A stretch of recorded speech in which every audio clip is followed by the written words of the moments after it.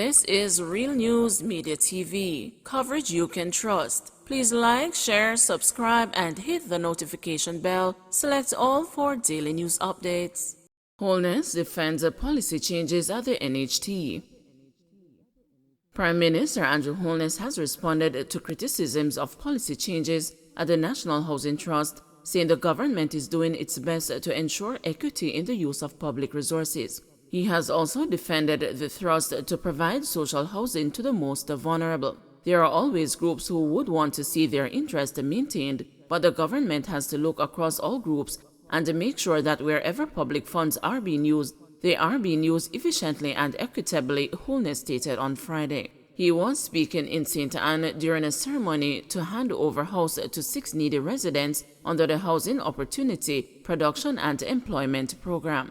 55-year-old Hyacinth Williams of Retirement District, who lost her home to fire on Boxing Day in 2018, was happy that her prayers were answered.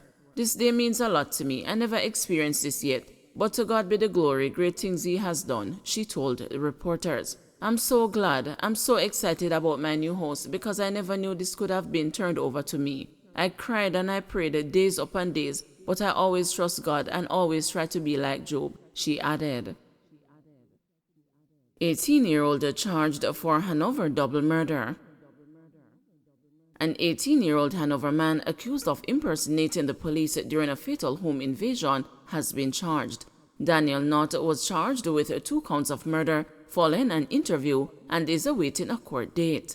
Knott is being accused of the shooting deaths of 30-year-old Miguel Wilmot, otherwise called Elder, and the 35-year-old shopkeeper Vanisha Oregio in Pumpkin Bottom, Sandy Bay in the parish on August 1. The police report that preliminary investigations revealed that both parties were at home about 3:20 a.m. when they heard knocks on the door and men claiming to be the police. Upon opening the door, gunmen immediately opened the gunfire, hitting them. The police were called, and on their arrival, the occupants were found on the floor with gunshot wounds. They were taken to the hospital where they were pronounced dead. Investigations led to Knott's arrest. He was subsequently charged.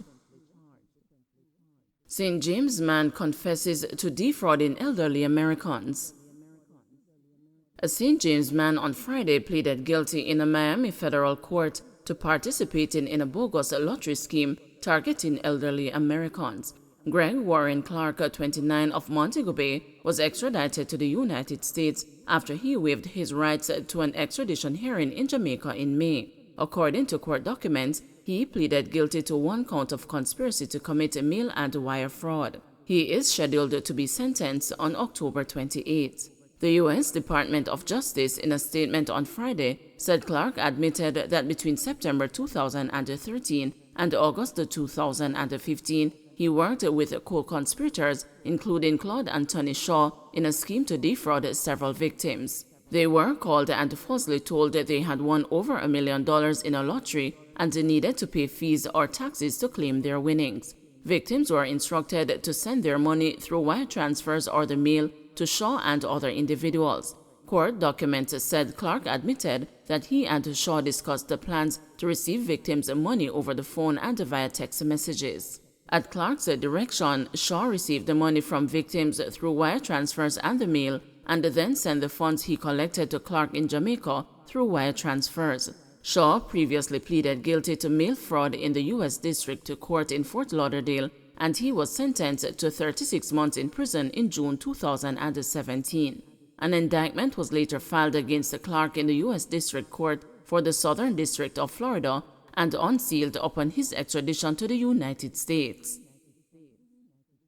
NICOM probes reports of assault at Horizon after correctional officer found dead. The Independent Commission of Investigations is conducting a probe into the alleged beating of 2 inmates at the Horizon Adult Remand Center in the corporate area on Monday. The alleged assault is believed to be linked to the death of 38-year-old correctional officer Shannon David Briscoe, whose body was found in a gully in his home community of Seaview Gardens last Saturday, 2 days after he was reported missing. It is believed that Briscoe, who worked at the Horizon Adult Remand Center, was murdered. The father of one of the inmates allegedly beaten has expressed a concern about the well-being of his 31-year-old son. Because him come from Seaview and the water dead in a Seaview, so that's why they're saying is his friends and him know about it, the father told the news. The inmate's father said he was contacted by a concerned warder because he was of the belief that the assaulted inmate was probably not aware of what he is being accused of. They must say he must tell them what he knows and he must tell them his friend's name. He needs to see a doctor. He has been badly hurt. I called Indicom and they went and took pictures of the injuries, the father said. The father said he got a phone call on Tuesday informing him that his son had been attacked about 3 or 4 times inside the prison. Indicom called me back and went there the next day and met with him. All about them beat him. Him mouth bust up and him get lick in him chest. Indicom take pictures so they have a better idea, the concerned parent said. It was not ascertained why the inmate was in custody, as his father declined to say at the time. Indicom Deputy Commissioner Hamish Campbell said that the agency received complaints from relatives of 2 inmates at the facility. They complained of an assault by at least 4 warders from the Department of Corrections that occurred on Monday. The matter was not reported to us by the Department of Corrections, but as I said, by relatives who contacted Indicom, Campbell told the news. The 2 inmates have been seen and witness statements taken from them, and inquiries continue into the matter. The concerned officers, once all identified, will be subject to further inquiry. Some have been identified, Campbell said. Indicom said when their investigators visited the facility, it was apparent the senior staff and the management at the correctional center were unaware of the alleged assault. But once they became apprised of the situation, they provided the necessary cooperation that is required, Campbell said. Indicom said the injured men were attended to by the doctor at the prison service. When contacted, the DCS said it was aware of the alleged assault. A representative said that checks into the alleged incident would be made and a response given at an appropriate time.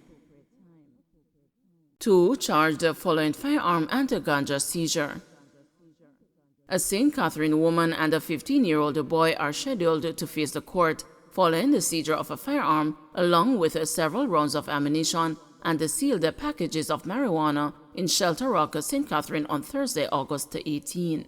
Charged are 18-year-old Roshana Kohal of Dempsey Pen, Spanish Town, St. Catherine, and a teenage boy. Reports from the Spanish Town police are that about 4:10 p.m., lawmen were on an operation in the area when a premises was searched. 1 Ruger 9mm pistol with a magazine containing 10 rounds of ammunition were found in the possession of the accused. A further search was conducted, and the 3 sealed parcels containing ganja were also found. Kohal and the boy were arrested and charged for illegal possession of firearm, illegal possession of ammunition, possession of ganja, and dealing in ganja. Woman and a teen hospitalized after gun attack in Clarendon. A woman and a 16-year-old student have been hospitalized in serious condition following a gun attack in Sandy Bay, Clarendon on Thursday evening.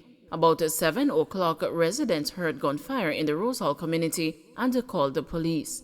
The teenager and the 49-year-old woman were found with bullet wounds at their home. No motive has been established for the attack. Most Jamaicans opposed to lottery scamming, poll finds. A majority of Jamaicans strongly oppose lottery scamming. This is based on data obtained from the recently concluded RJR Gleaner Don Anderson poll. Lottery scammers rake in an estimated $300 million in Jamaica annually. The proceeds from the illegal activity are used to purchase illegal firearms and fund gang activities. Despite the efforts by the police to put a dent into the illegal activity, it continues to flourish in some communities where some residents support the practice.